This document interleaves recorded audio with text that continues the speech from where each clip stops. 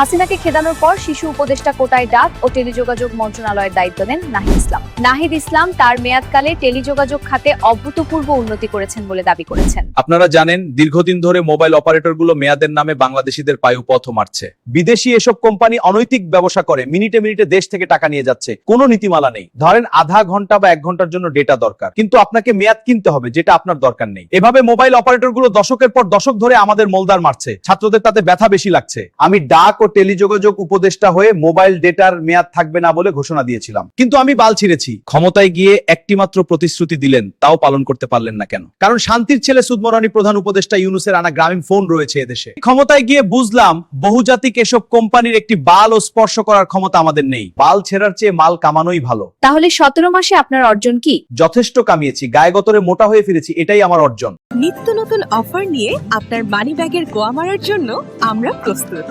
আপনি প্রস্তুত তো? গোয়া মারা ফোন, সাথেই থাকুন আর মারা খান। দর্শক, আমরা সব দলগুলো নিয়ে বিশেষ বুলেটিন সম্প্রচার করি। সাবস্ক্রাইব বা ফলো বাটনে ঠাপ দিন, কারণ টক টিভি কাউকেই ঠাপায় না। বিদায় নিচ্ছি আমি গোলবাহার বেগম, দেখা হবে পরবর্তী সংবাদে।